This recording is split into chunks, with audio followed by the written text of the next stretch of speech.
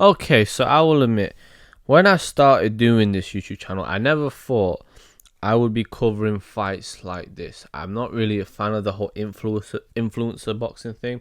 I'm not really a fan of the whole misfits thing that they do. Don't really like what's really been going on with a lot of these fighters getting on the zone and I say fighters with an asterisk. I mean, they are fighters, they get in the ring, but they're not real boxers. And as well, seeing the likes of KSI putting off these joke events where he's fighting two men in one night, I'm just not a fan of it. I don't really like what it's done for the sport. It's not I wouldn't say it's like a big issue in the sport in comparison to other things, but it's certainly just not something I think the sport needs, and I don't really care for it at all. However, this fight has gathered so much attention that I think I'd be foolish not to at least comment and preview this, because it's such an interesting fight from a pure, I think, celebrity standpoint. Stylistically, it's nothing fight, there's nothing spectacular about it, but there's certainly intrigue about this fight, and that's obviously Jake Paul and Tommy Fury out. A fight that's been made quite a few times. I think I want to say about 3 times or something like that. Tommy's pulled out of a few. It's obviously in is it in Saudi? It's in Saudi in the Riyadh Arena. And yeah, Saudi obviously they pay all the money, and this shows you the fact that they paid, that there's an interest in this fight. And yeah, I'm not excited for this fight. I don't really care for it, but it's one of those you kind of have to watch it. A little bit like when KSI fought Logan Paul. I did watch that fight. Be the same if KSI fights Jake Paul. These sort of fights, they aren't ones that interest me, but you know, there's a certain I almost look at it as completely different things. With Jake Paul, you got someone who is extremely polarizing. I did record a video a while back on Jake Paul, but I think I kind of got lost in one of my files. But a lot of people don't like Jake Paul. I kind of like him, to be honest. I think he's quite funny. I like the fact that he annoys everybody. I like the fact that he's annoying. I mean, you know, I cover boxing and MMA. I find of both, but he seems to really be annoying the MMA community by constantly beating the legends and knocking some of them out. In what he did to Woodley, regardless of what you think about him fighting MMA fights or what, the fact that he was able to kill Woodley dead in that way shows you that he certainly, don't get me wrong, he's not a world level fighter, but this guy can fight. Let's not pretend otherwise. He's a level above. You talk about the YouTube boxers, he's way better than the likes of KSI and these Nissan Gibbs and all these other guys. He's very, very good, Jake Paul. He's not at the level, anywhere near the elite level. Might not even be the level of Tommy. Who knows? We'll see in the fight. But he's certainly at a level where his fight's so exciting. His fight against Anderson Silva was very good. I like the Anderson Silva fight. And then, you know, against Anderson Silva as well, I personally thought, you know, Jake really showed some improvements in that fight and really showed an impressive, I don't know, a grit about him. Regardless of if it's old Anderson Silva, or even if Anderson Silva is a MMA fighter, Anderson Silva could have easily been a boxer if he chose to, but he chose to go MMA instead. This is a guy who be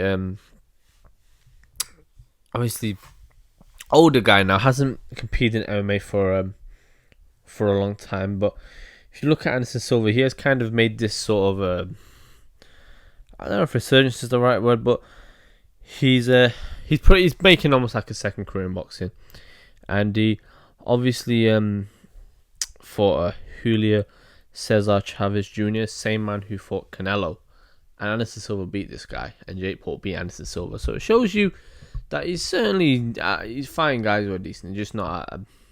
Again, the stick is that he's not fighting real boxers, but I'll be honest, some of these guys are probably better than real boxers in terms of some of the guys that Jake Paul would fight. Look at the guy KSI fought, that Pineda guy. He's not anywhere near at a good level, and I think with Jake Paul, the training he's doing, I think he was with BJ Flores. I don't know if he still is, but he's certainly making some improvements.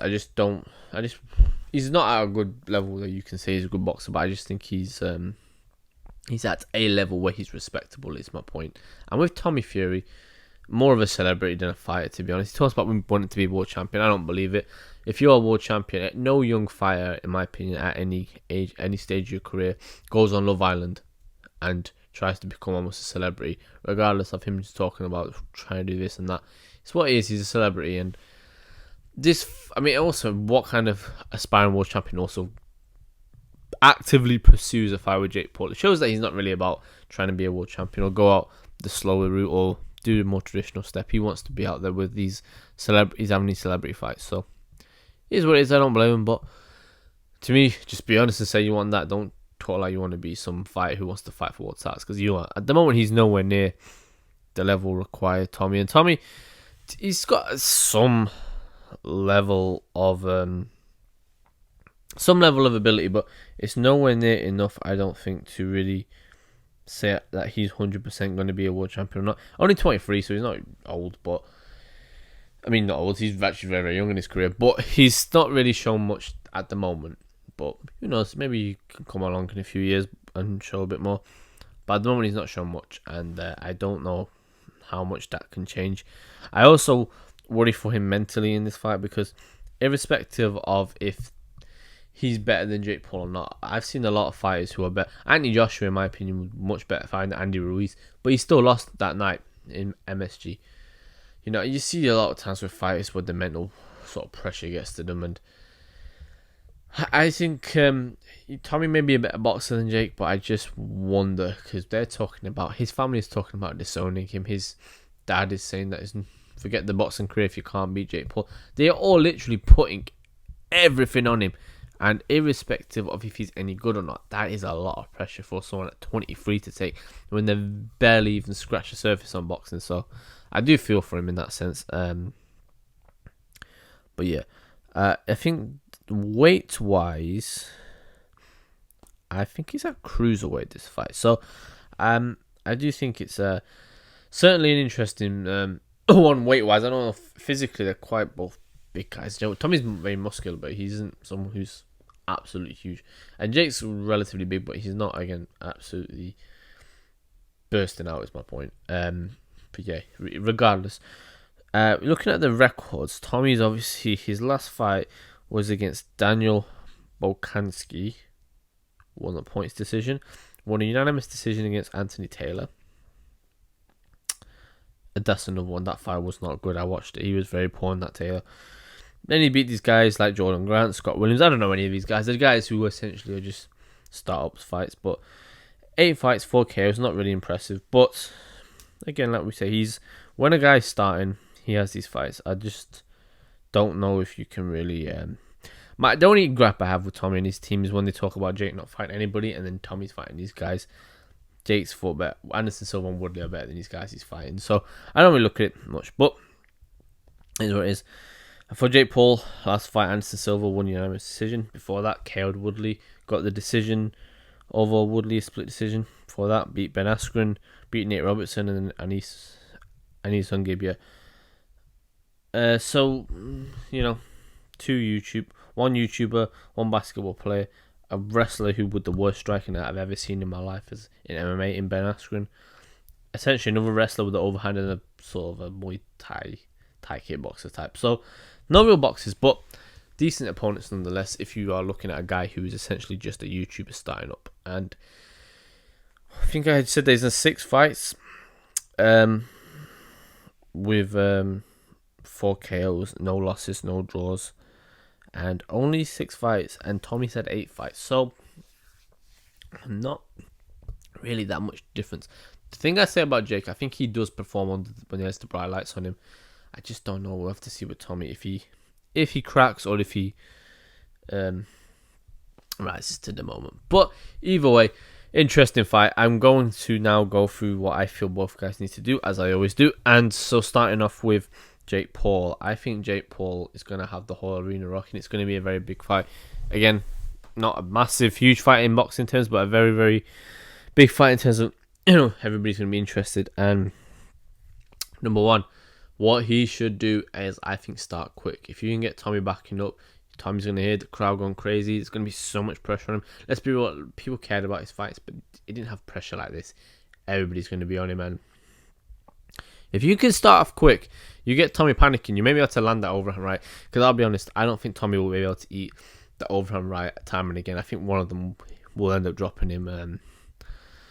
But he's, I don't know how he takes that shot, to be honest. Because Jake Paul does hit very hard. Like that KO Woodley was beautiful and destructive, and it was not because he was a MMA fighter. It's because Jake Paul has the ability to sleep you with that one shot.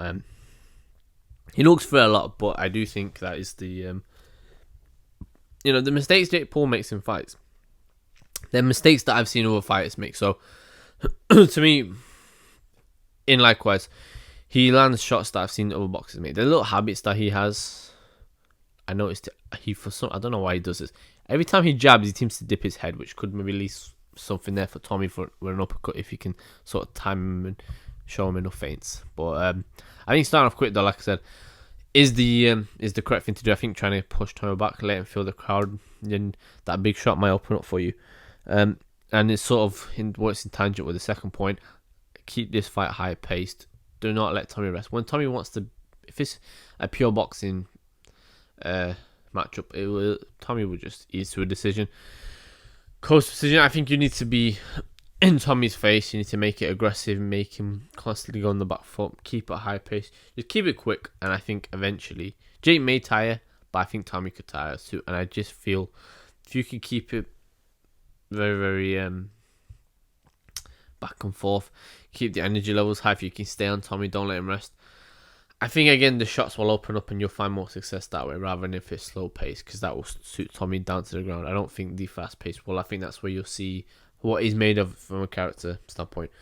But irrespective, that was what it is. And then on my third point, and this is a weird one because this is where you know Tommy's a fury. Avoid the clinch.